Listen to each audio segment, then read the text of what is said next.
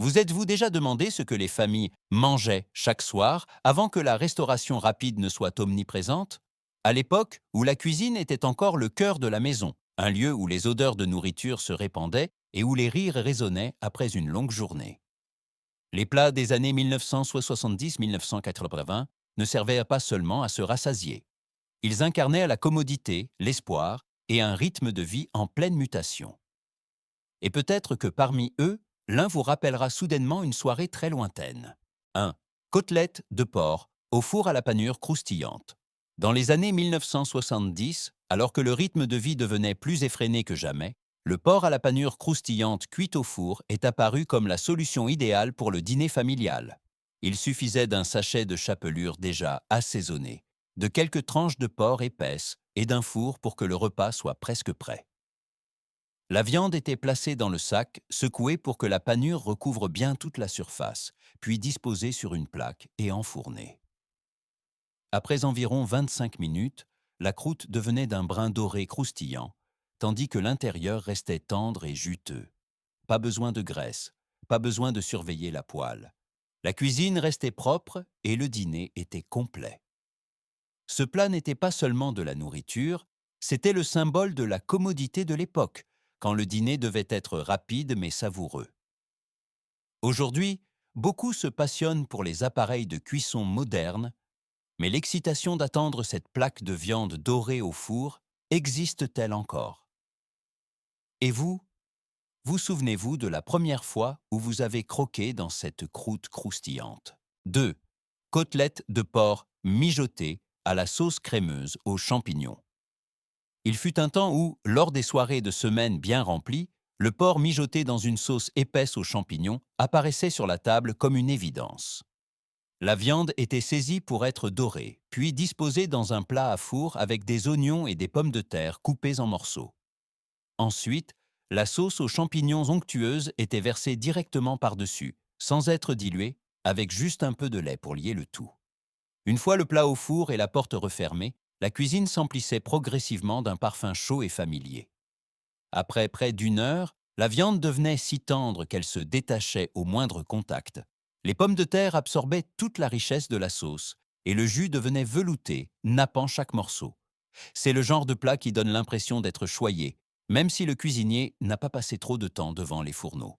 Un plat, un repas, et il ne restait plus que la cuillère pour racler les dernières gouttes de sauce. Aujourd'hui, les repas tout en un sont présentés comme une nouveauté. Mais ne sommes-nous pas simplement en train de revenir à ce que les familles d'autrefois avaient compris depuis longtemps? 3. Côtelettes de porc au four-sauce à l'ananas, sucré-salé. Dans les années 1970, lorsque les saveurs sucrées-salées ont commencé à entrer dans les cuisines familiales, le porc à la sauce ananas cuit au four apportait une touche de nouveauté qui attisait la curiosité de tous. La viande était saisie pour dorer les faces, puis alignée dans un plat à four. Des tranches d'ananas rondes étaient posées sur chaque morceau de viande, fixé par un petit cure-dent, signe distinctif de ce plat. Le jus d'ananas était conservé, mélangé à de la sauce soja, du sucre brun, un peu de vinaigre et du gingembre moulu pour créer une sauce laquée. En versant le tout sur le plat et en l'enfournant, la cuisine se remplissait d'une odeur douce et légèrement salée très caractéristique. Après environ 40 minutes, la sauce s'épaississait, adhérente à la viande, et l'ananas caramélisait légèrement sur les bords, créant une couleur irrésistible. Ce plat n'était pas seulement un dîner, c'était une façon d'apporter un sentiment d'évasion dans la vie quotidienne. Pour beaucoup de familles, c'était la première fois qu'elles goûtaient à une telle combinaison sucré-salé. Et vous, quand avez-vous rencontré pour la première fois un plat qui a rendu votre dîner si différent? 4. Côtelettes de porc mijotées à la choucroute. Certains plats n'ont pas besoin d'être sophistiqués pour être mémorables. Et le porc mijoté avec de la choucroute en fait partie. Ce plat commençait par une couche de choucroute étalée au fond d'une cocotte épaisse, un ingrédient toujours disponible dans les cuisines de l'époque. Les tranches de porc épaisses étaient posées directement dessus, assaisonnées de poivre, de graines de carvi et parfois de quelques tranches de pommes pour équilibrer l'acidité.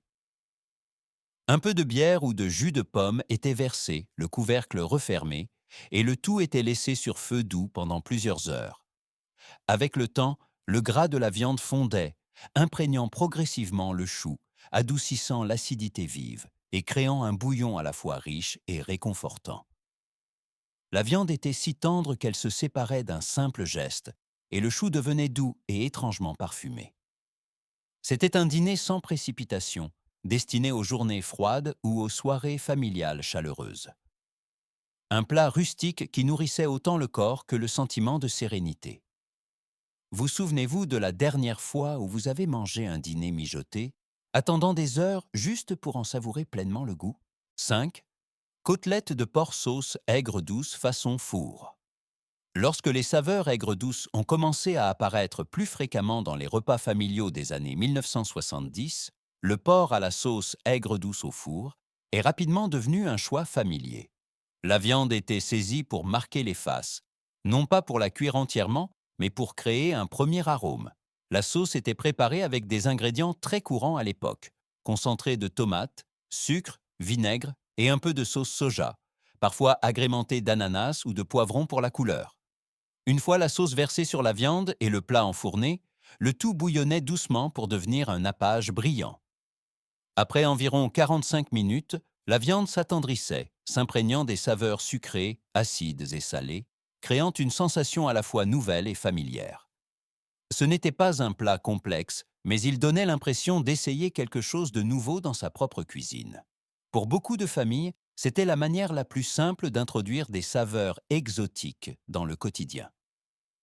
Vous souvenez-vous de la première fois où vous avez goûté à ce mélange aigre-doux sur un plat de viande? 6. Côtelettes de porc et riz, cuits dans un seul plat. Certains dîners ont été créés pour que le cuisinier puisse quitter la cuisine en toute tranquillité, et le porc, cuit avec du riz dans un seul plat, en est l'exemple le plus flagrant. Le riz cru était réparti au fond du plat, sans être lavé ni précuit, attendant simplement la sauce. Les morceaux de porc préalablement saisis étaient mis posés sur le riz, comme pour protéger le repas en dessous.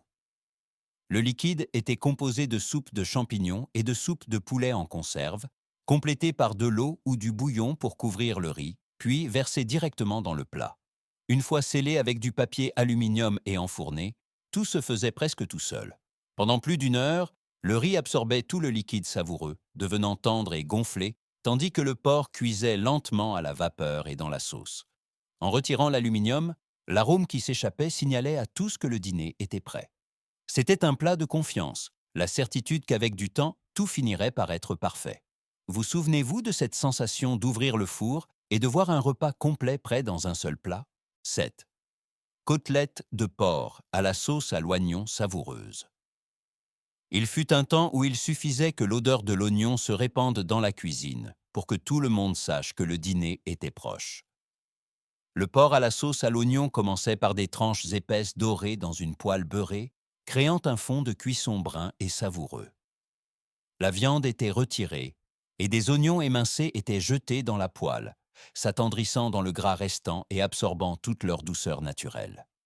Un assaisonnement à l'oignon sec était saupoudré, un peu d'eau ajoutée pour déglacer le fond de la poêle, puis la viande était remise en place, reposant dans cette sauce qui frémissait doucement. À feu doux, le tout mijotait pendant environ une demi-heure. La sauce s'épaississait, les oignons devenaient d'un brun doré et si fondant qu'ils disparaissaient presque. La viande était alors imprégnée d'un goût sucré-salé, se découpant sans effort. C'est un plat qui donnait l'impression d'avoir été cuisiné longtemps, alors qu'il était extrêmement simple. Un plat familier, assez chaleureux pour apaiser une longue journée. Et vous, vous souvenez-vous d'une odeur d'oignon qui vous a fait attendre avec impatience devant la table? 8. Côtelettes de porc panées traditionnelles. Avant que les recettes de commodité ne soient des partout, le porc pané frit était un rituel familier dans la cuisine familiale. Tout commençait par la préparation de petits plateaux, farine assaisonnée, œufs battus et chapelure mélangée à du poivre, de l'ail en poudre et du paprika. La tranche de viande épaisse était passée dans chaque couche, pressée légèrement pour que la panure adhère bien, puis mise de côté quelques minutes pour se stabiliser. La poêle en fonte était chauffée, l'huile frémissait et chaque morceau de viande était déposé avec un grésillement caractéristique. Chaque face n'avait besoin que de quelques minutes pour devenir d'un brun doré profond, la croûte croustillante emprisonnant la viande tendre et juteuse à l'intérieur. En les retirant pour les poser sur du papier absorbant, l'odeur envahissait la cuisine, annonçant un dîner copieux.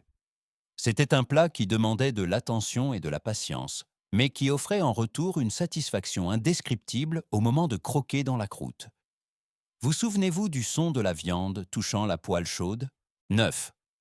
Côtelettes de porc et pommes de terre. Au four.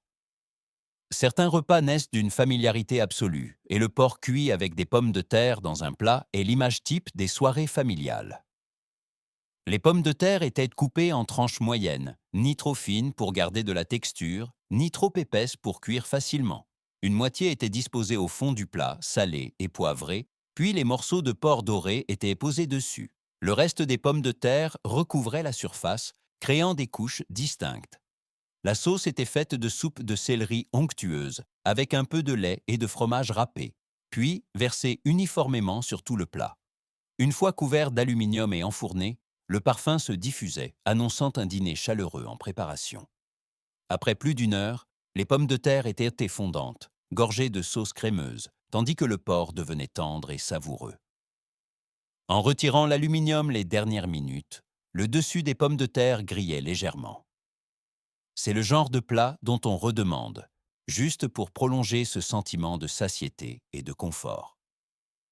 Avez-vous déjà attendu devant la table, juste pour cette odeur de pommes de terre au four? 10. Côtelettes de porc farcies aux pommes au four. Tous les plats de porc des années 1970 n'étaient pas destinés aux soirées pressées, et le porc farci aux pommes en est la preuve. C'était un plat pour les occasions plus spéciales, quand le cuisinier était prêt à passer plus de temps en cuisine.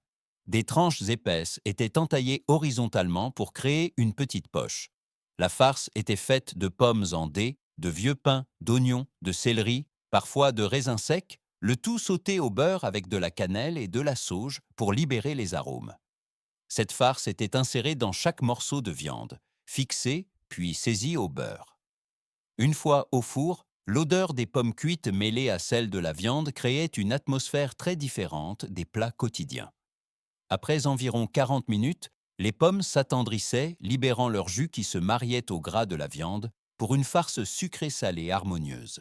C'était un plat où l'on ressentait toute l'attention portée, comme un message disant que le dîner de ce soir était précieux. Vous souvenez-vous d'un plat qui n'apparaissait que lors d'occasions vraiment spéciales? Les plats des années 1970 et 1980 ne sont pas seulement des recettes, ce sont des souvenirs de soirées paisibles, quand toute la famille se réunissait autour de la table. Si vous avez retrouvé une part de vos souvenirs dans ces plats, n'oubliez pas de liker la vidéo et de vous abonner à la chaîne pour continuer avec nous ce voyage vers les repas d'autrefois. À bientôt pour de nouvelles histoires sur la cuisine de jadis.